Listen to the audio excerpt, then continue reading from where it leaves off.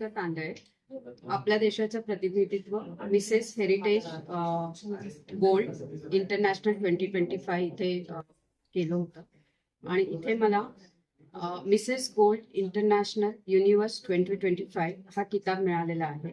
आणि आपला भारतीय संस्कृती आणि वारसा याचं प्रदर्शन आपल्याला इथे करायचं होतं आणि त्यासाठी मी बरेच राऊंड केले आणि त्यामध्ये टॅलेंट राऊंड मध्ये मी बंगालपासून ते साऊथ पर्यंतचे डान्स करून त्याचं प्रेझेंटेशन केलं होतं आणि प्लस मी व्हिडिओही क्रिएट केला ज्यामध्ये आपल्याला काश्मीर पासून कन्याकुमारी पर्यंत की कसं आपण आपली स्टोरी वेगवेगळी आहे प्रत्येक माईलवरती, पण स्टोरी जरी वेगळी असली तरी आपला हार्टबीट एक आहे हे दाखवण्याचा मी प्रयत्न केला.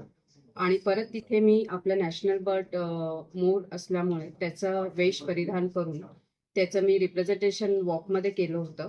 आणि ह्या सगळ्याचा पूर्ण परिणाम असा झाला की आपल्याला फिनालेमध्ये इंडियाला मिसेस गोल्ड इंटरनॅशनल युनिव्हर्स हे हा किताब मिळाला. आणि त्यावेळेला जो क्षण होता माझा की मी आज भारतातर्फे रिप्रेझेंट केलं आणि आपल्याला हा किताब मिळाला आहे, म्हणजे ह्यासाठी माझ्याकडे शब्दच नव्हते. कारण की आपली भारतीय संस्कृती ही जगापर्यंत पोहोचते हाच सगळ्यात मोठा अभिमानास्पद क्षण मला हेलावून टाकणारा होता. आणि त्यासाठी आत्ता माझ्याकडे खरंच काही शब्द नाहीत, कारण की ते जे इमोशन्स असतात ते शब्दात व्यक्त करता येत नाही, किंवा जो आपल्याला तो मनातून आनंद झालेला असतो तो असा आपल्याला शब्दांमध्ये व्यक्त करता येत नाही. पण आज मला खरंच खूप छान वाटतंय की माझी घरातली फॅमिली आणि माझे हजबंड, माय सन आणि my parents, my mother in law, everyone supported me. म्हणजे सगळ्यांनीच मला हा सपोर्ट केला.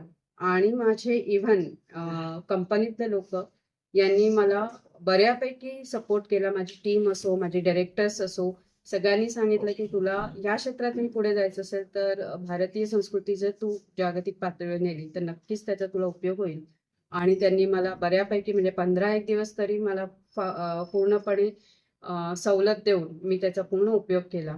परत माझे फॅशन डिझायनर असतील किंवा क्रिएटिव्ह आर्टिस्ट असतील किंवा माझी मॉडेलिंगची जी ट्रेनर आहे, ह्या सगळ्यांनी माझ्यासाठी खूप मेहनत घेतली. आणि याचा सगळ्याचा परिणाम म्हणून आज मी तुम्हाला इथे दिसते. आणि हे सगळं आपल्याला इंडियासाठी आपल्याला मिळालेलं आहे. जो काही किताब आहे त्यासाठी मी खरंच कृतज्ञ आहे, देशासाठी सुद्धा. काय तयारी केली होती विशेष काय याची?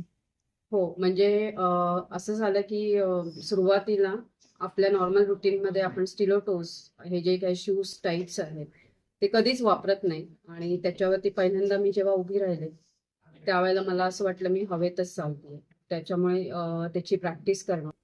त्यानंतर भारतीय संस्कृतीची माहिती गोळा करण्यासाठी मी बरेच पुस्तकं वाचन केलंय. आणि बरेच म्हणजे फोक डान्स म्हणजे आपलं लोकनृत्य कुठे कुठे कसं कसं आहे, म्हणजे उत्तरेपासून दक्षिणेपर्यंत याचा सगळ्याचा अभ्यास केला. आणि ते मला ते 3 मिनिटात कसं प्रेझेंट करता येईल याचा अभ्यास करून मी तसं नृत्य बसवण्याचा प्रयत्न केला.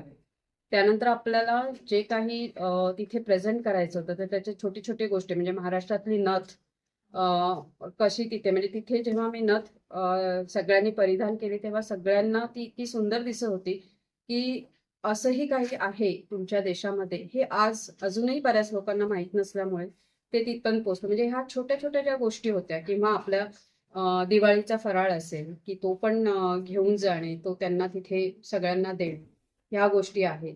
किंवा आता हे जे काही ड्रेसेस आपण क्रिएट केलेले होते प्रत्येक ह्याची त्याची जी क्रिएटिव्हिटी आहे किंवा 3 ड्रेस एकाच वेळेला कसे बदलवायचे यासाठीचं जे काही प्रिपरेशन होतं ते सगळ्यांबरोबर खूप वेळ त्यासाठी आम्ही दिला. आणि मग त्यानंतर हे सगळं तयार झालं आपलं.